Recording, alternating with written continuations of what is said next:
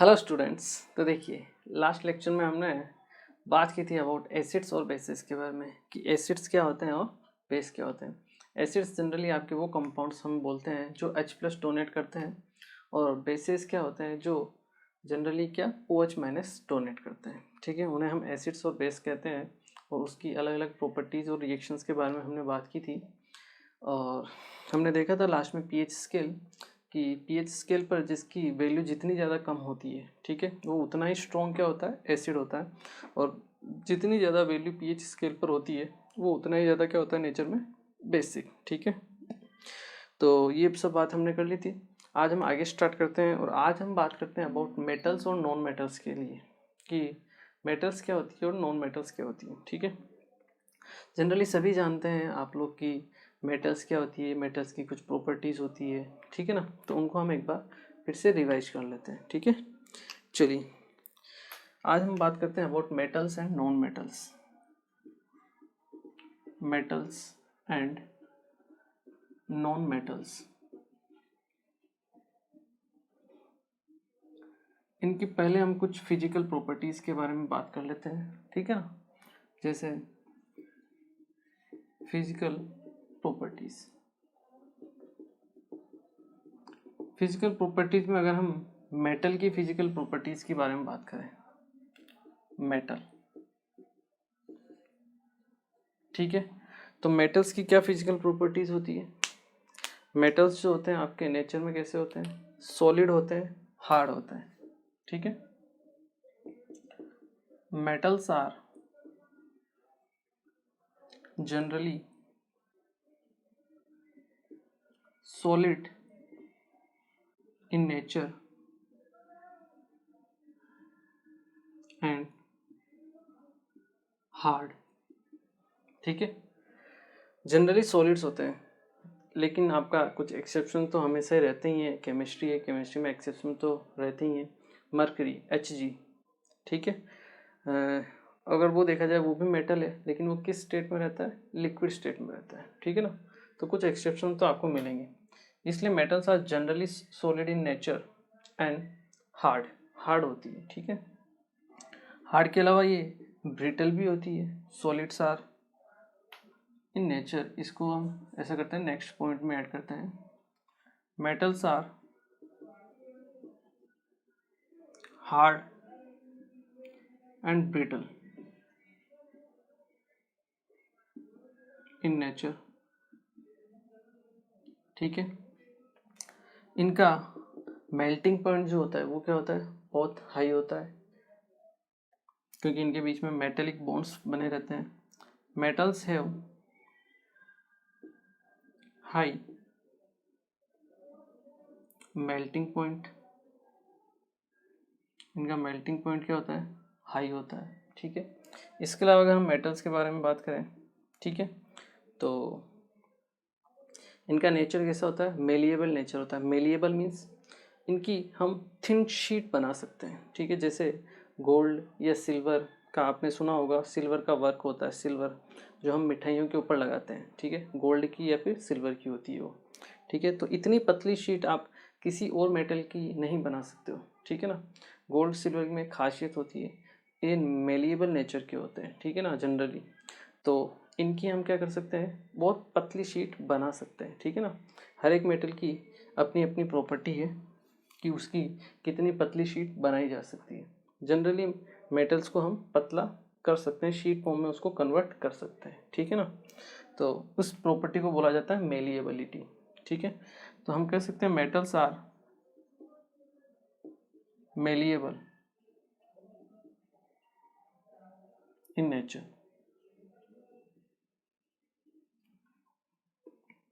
and we can form thin sheet of metals की हम thin sheet form कर सकते हैं। ठीक है, इसके अलावा डक्टाइल नेचर होता है मेटल का। कैसा नेचर होता है, डक्टाइल नेचर मीन्स इनके आप वायर्स फॉर्म कर सकते हो, मेटल्स के क्या फॉर्म कर सकते हो, वायर्स। ठीक है, तो वायर्स बनाने का जो नेचर होता है, प्रॉपर्टी होती है, उसको हम बोलते हैं डक्टाइल। ठीक है, तो metals are metals are ductile in nature.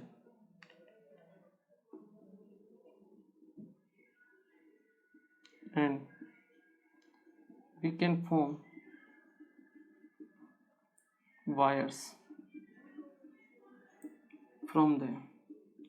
हम उनसे वायर्स फॉर्म कर सकते हैं, ठीक है। तो कुछ मेटल्स हैं ये, इनकी क्या है, कुछ आपको प्रॉपर्टी है, ठीक है। इसके अलावा और अगर हम देखें तो मेटल्स जो होती है उनमें एक तरह का लश्चर होता है, ठीक है, चमक होती है, ठीक है, शाइनिंग होती है, तो उसको हम बोलते हैं lustre. Metals have lustre.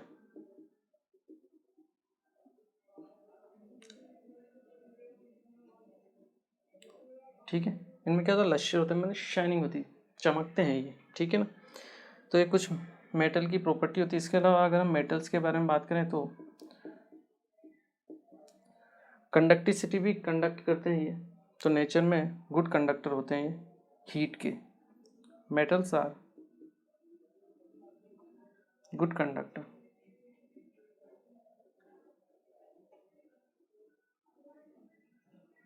Good conductors of heat. Metals अच्छे हीट के क्या होते हैं, कंडक्टर्स होते हैं।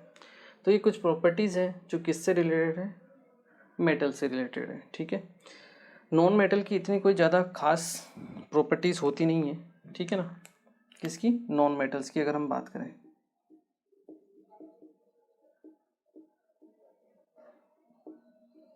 नॉन मेटल्स में ज़्यादातर आपको पी ब्लॉक के एलिमेंट्स मिलेंगे, ठीक है, जैसे हाइड्रोजन हो गया, हाइड्रोजन तो उसमें नहीं है, बट हाइड्रोजन या फिर क्लोरीन, ब्रोमीन, आपका आयोडीन, या फिर सल्फर, ऑक्सीजन ले लीजिए, कार्बन ले लीजिए, फॉस्फोरस ले लीजिए, वो सब आपके किस कैटेगरी में आते हैं, नॉन मेटल्स की कैटेगरी में आते हैं, ठीक है। तो नॉन मेटल्स में आपके सॉलिड्स भी होते हैं, इसके अलावा आपके गैसेस होती है, ठीक है, और लिक्विड भी कहीं कहीं आपको मिलता है, ठीक है ना। तो नॉन मेटल्स के लिए हम क्या लिख सकते हैं, non metals are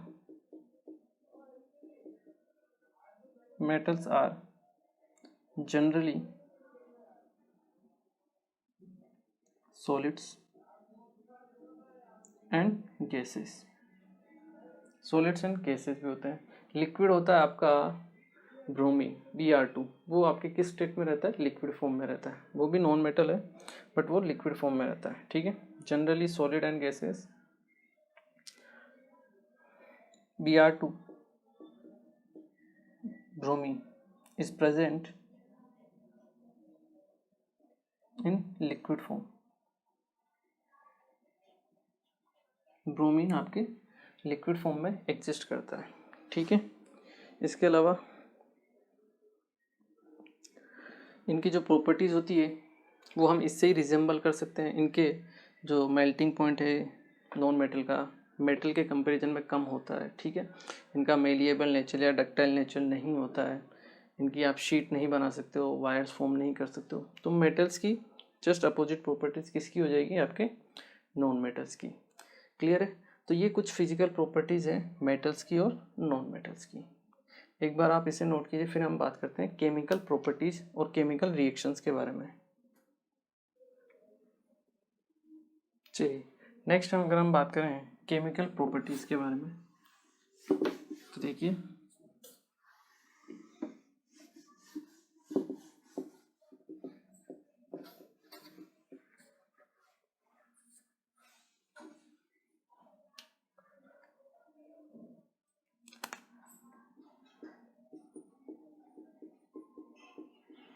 chemical properties के अगर हम बारे में बात करें तो अगर हम रिएक्शन कराएं मेटल की reaction with oxygen, metal reaction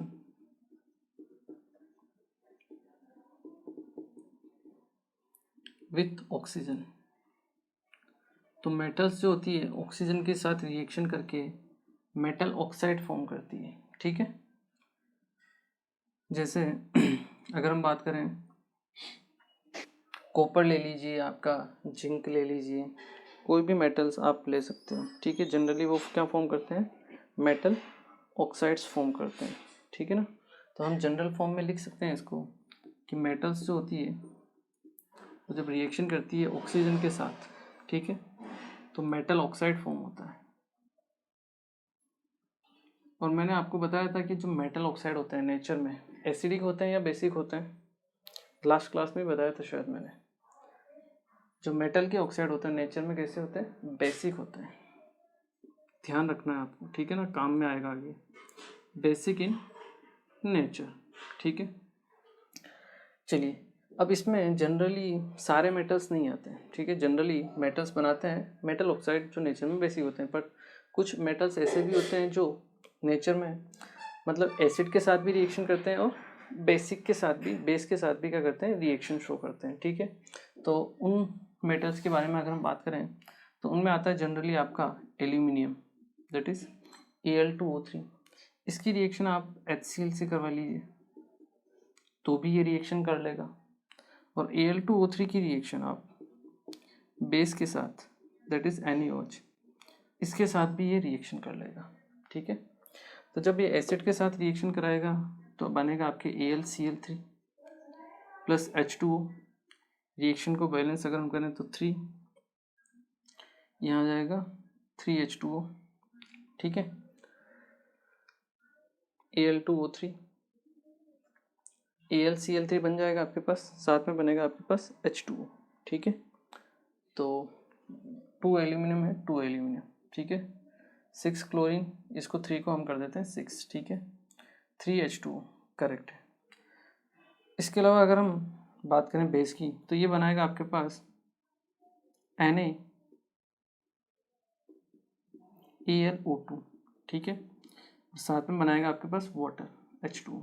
तो NaAlO2, Al ट्वाइस है तो यहाँ पे ट्वाइस आ जाएगा, twice Na, twice aluminium.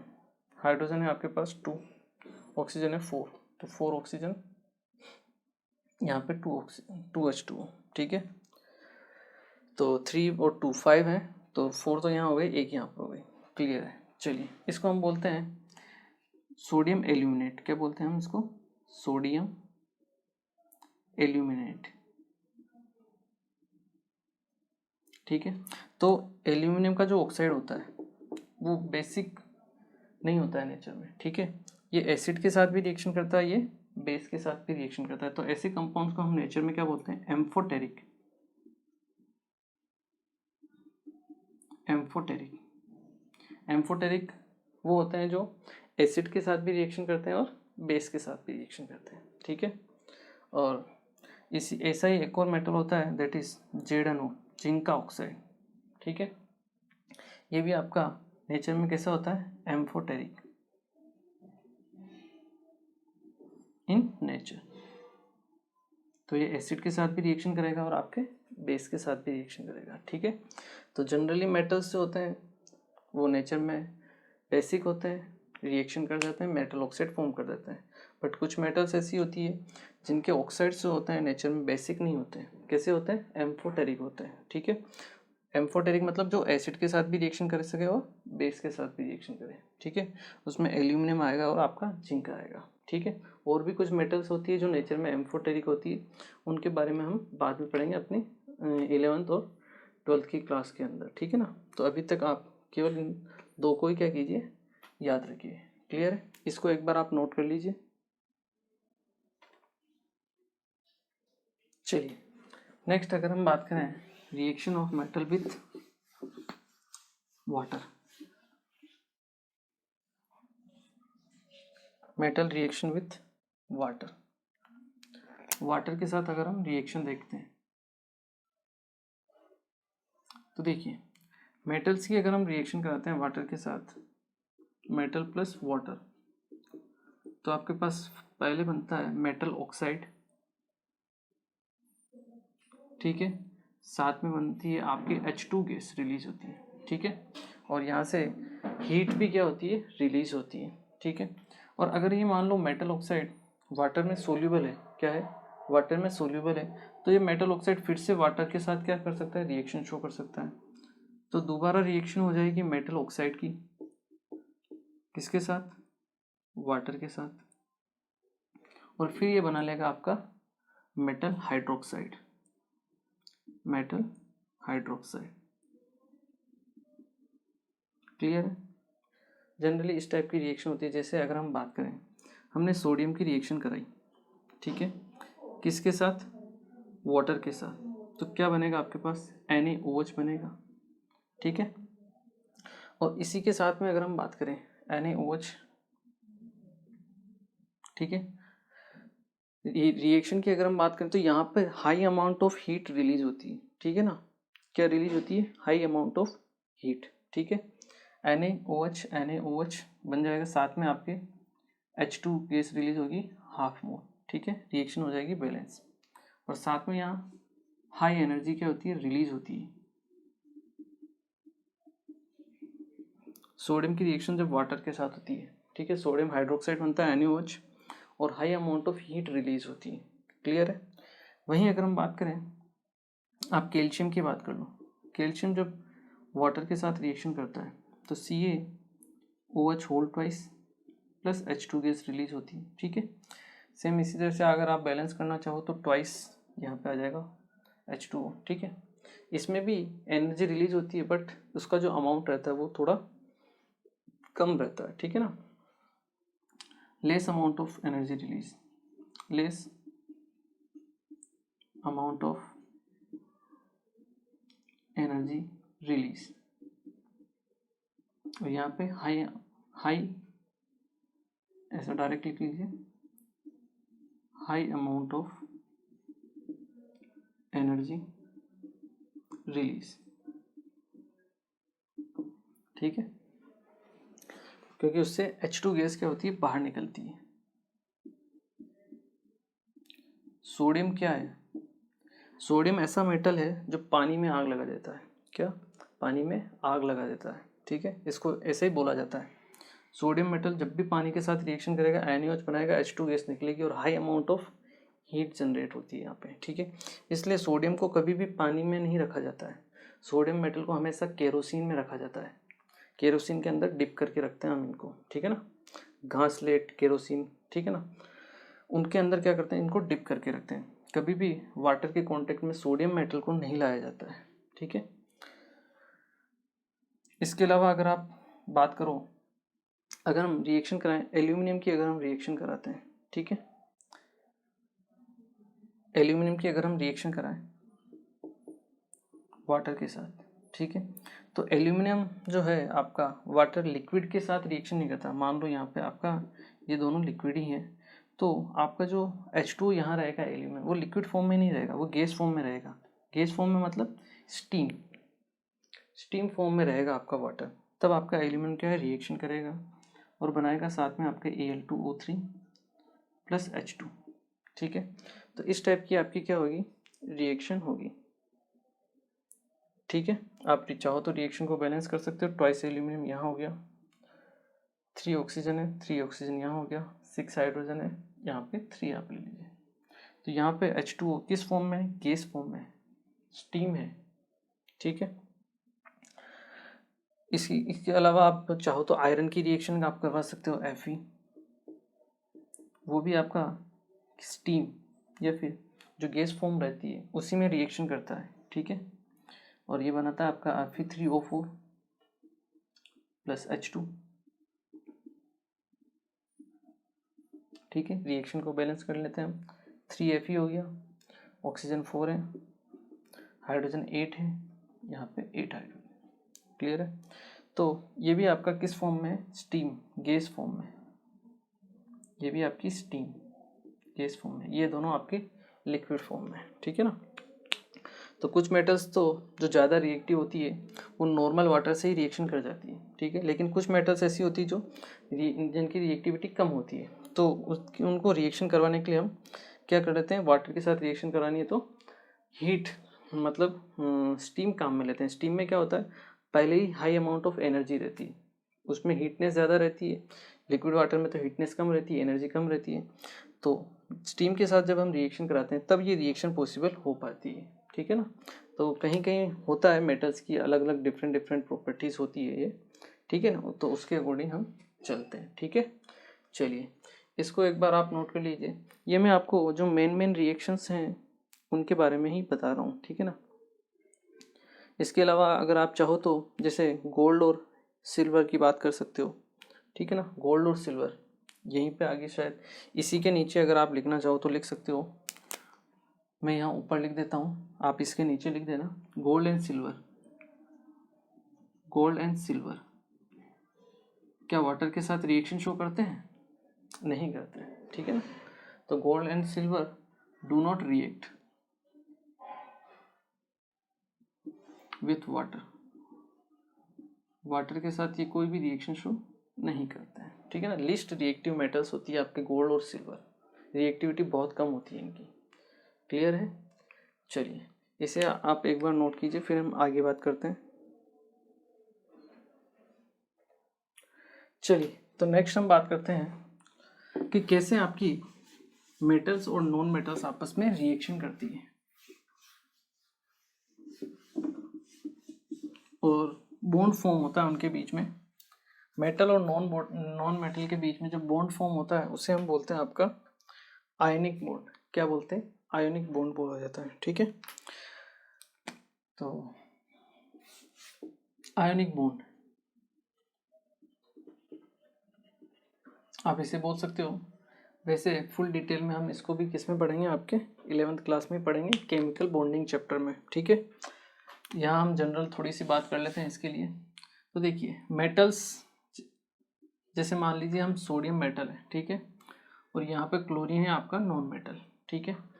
Sodium का अगर हम बात करें एटॉमिक नंबर होता है 11। इसके शेल में जो इलेक्ट्रॉन का अरेंजमेंट होता है, फर्स्ट शेल में 2 इलेक्ट्रॉन होते हैं, सेकंड शेल में 8 इलेक्ट्रॉन होते हैं और थर्ड शेल में आपका 1 इलेक्ट्रॉन प्रेजेंट रहता है, ठीक है। वहीं अगर हम बात करें क्लोरीन के लिए, क्लोरीन के फर्स्ट शेल में 2 इलेक्ट्रॉन रहते हैं, सेकंड शेल में 8 इलेक्ट्रॉन रहते हैं और थर्ड शेल में आपके 7 इलेक्ट्रॉन रहते हैं, क्योंकि इसका एटॉमिक नंबर कितना होता है 70 और इसका एटॉमिक नंबर होता है आपका 11, ठीक है। और इन दोनों को क्या है, बॉन्डिंग करनी है, और बॉन्डिंग करने से होगा क्या, एक तो ऑक्टेट कंप्लीट होना चाहिए, ठीक है। तो देखिए मतलब ऑक्टेट मतलब आउटर मोस्ट शेल में 8 इलेक्ट्रॉन होने चाहिए। अब 8 इलेक्ट्रॉन आउटर शेल में कैसे हो सकते हैं, यहाँ पे 2 8 1 है, तो अगर ये सोडियम अपना 1 इलेक्ट्रॉन क्या करे, लूज कर दे और Na से Na प्लस बन जाए और 1 इलेक्ट्रॉन क्या कर दे, ये लूज कर दे, ठीक है। तो पहले इसका इलेक्ट्रॉनिक कॉन्फ़िगरेशन था 2 8 1, अभी इसका इलेक्ट्रॉनिक कॉन्फ़िगरेशन देखें तो हम वो रहेगा 2 और 8, क्योंकि ये इलेक्ट्रॉन आपने इसने क्या किया, डोनेट कर दिया, निकाल दिया बाहर, Na से Na प्लस बन गया, तो आउटर मोस्ट शेल अभी ये बचा है और इसमें आपके 8 इलेक्ट्रॉन है, मतलब इसका ऑक्टेट कंप्लीट है। सेम इसी तरीके से अगर हम क्लोरीन के लिए बात करें तो क्लोरीन क्या करे, 1 इलेक्ट्रॉन को गेन कर ले, ठीक है। तो इसका इलेक्ट्रॉनिक कॉन्फ़िगरेशन था पहले 2 8 7 और ये 1 इलेक्ट्रॉन गेन करके बना ले Cl माइनस, और अब इसका जो कॉन्फ़िगरेशन या हम कहें इलेक्ट्रॉन का अरेंजमेंट, तो वो कितना हो जाएगा 2 8 8। आउटर शेल में इसमें भी कितने हो गए, 8 इलेक्ट्रॉन हो गए, मतलब इसका भी ऑक्टेट कंप्लीट हो गया। तो इन दोनों के कॉम्बिनेशन से Na प्लस और Cl माइनस जब आपस में मिलते हैं तो आपके पास प्रोडक्ट फॉर्म होता है क्या, NaCl। तो NaCl में हुआ क्या, सोडियम ने अपना 1 इलेक्ट्रॉन डोनेट किया, किसको, क्लोरीन को। क्लोरीन के आउटर मोस्ट शेल में 7 इलेक्ट्रॉन थे, 1 इलेक्ट्रॉन इसने डोनेट कर दिया, ठीक है। इस तरह से अगर हम इसको दिखाएं, 1 इलेक्ट्रॉन इसने डोनेट कर दिया क्लोरीन को, ठीक है। तो इससे Na का भी ऑक्टेट कंप्लीट हो गया, Na प्लस बन गया, और Cl का भी ऑक्टेट कंप्लीट हो गया, वो Cl माइनस बन गया, और दोनों के बीच में आपस में बॉन्ड बन गया, जिसे हम बोलते हैं आपका स्ट्रॉन्ग, या जिसे हम क्या बोलते हैं, आपका आयोनिक बॉन्ड बोलते हैं, स्ट्रॉन्ग आयोनिक बॉन्ड या फिर सिंपल आयोनिक बॉन्ड। अब ये एक केटायन है और एक एनायन है, ये केटायन है ये एनायन है, दो अपोजिट चार्ज हैं, उनके बीच में स्ट्रॉन्ग इलेक्ट्रोस्टैटिक फोर्स होता है। क्या होता है, strong electrostatic force of attraction.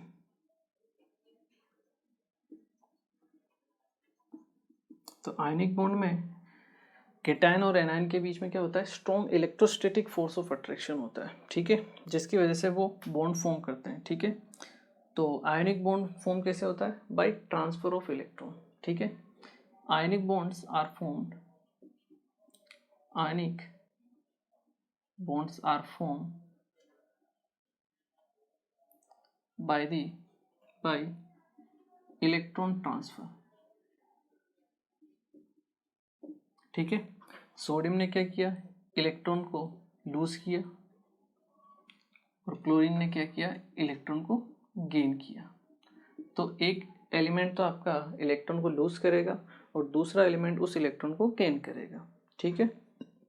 उनसे क्या है, उनके ऊपर चार्जेस डेवलप होंगे प्लस माइनस, और प्लस माइनस चार्ज अपोजिट है, स्ट्रॉन्ग अट्रैक्शन फोर्स रहेगा जो क्या करेगा, उन दोनों को एक दूसरे से बांधे रखेगा।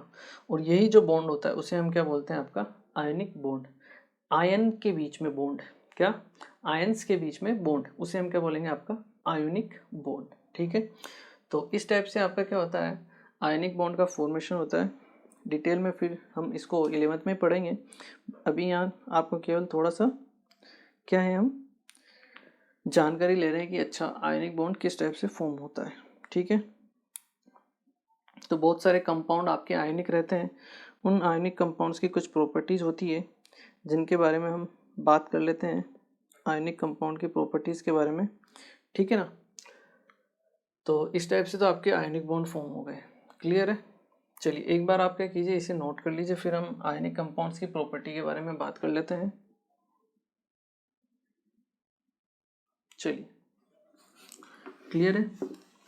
तो देखिए ये नहीं भी आया समझ में तो कोई दिक्कत वाली बात नहीं है, ठीक है ना। आपको जनरल हम ले रहे हैं यहाँ पर, बाकी आप मेन आगे सब पढ़ोगे इसी, ठीक है। अभी तो केवल ओवरव्यू दे रहे हैं कि हाँ ऐसा होता है, ताकि जब आप 11th में देखो तो घबराओ नहीं कि ये क्या नया आ गया। तो नया कुछ भी नहीं है, सब पुराना ही रहेगा आपका, ठीक है ना। थोड़ा बहुत आइडिया आपको लेते रहना है, क्लियर है। अगर हम बात करें प्रॉपर्टीज ऑफ आयनिक बॉन्ड,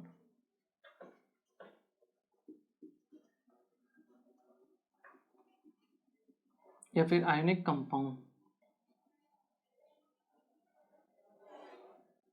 और वैसे भी हम जो जो चैप्टर्स के बीच में आपकी इम्पोर्टेंट चीज़ें हैं और इम्पोर्टेंट टॉपिक हैं उन्हीं को कवर कर रहे हैं, ठीक है ना, जो हमारे काम में आएगी आगे। सब टॉपिक हम कवर नहीं कर रहे हैं, ठीक है ना। जो हमारे काम में आएगा, जो हमारे लिए इम्पोर्टेंट है जानना, उसी को हम क्या कर रहे हैं, कवर कर रहे हैं, ठीक है ना। अगर हम बात करें प्रॉपर्टीज़ ऑफ आयनिक कंपाउंड्स की, तो देखिए आयनिक कंपाउंड्स क्या होते हैं, हार्ड होते हैं और ब्रिटल होते हैं नेचर में।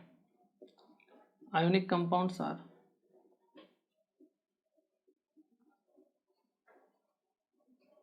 Hard and brittle,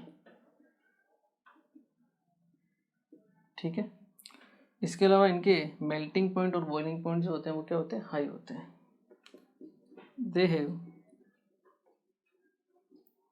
high melting point and boiling point.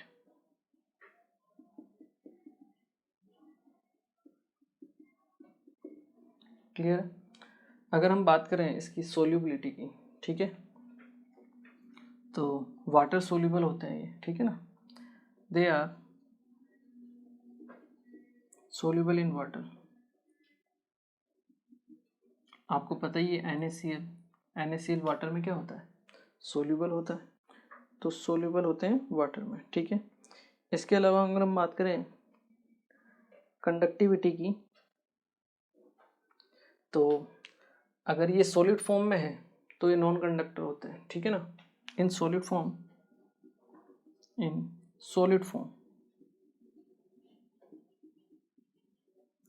They are non conductors of electricity.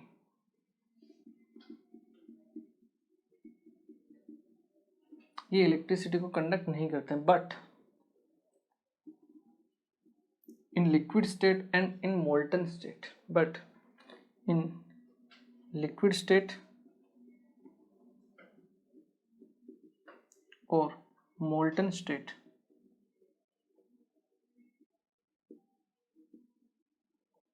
They are conductors of electricity,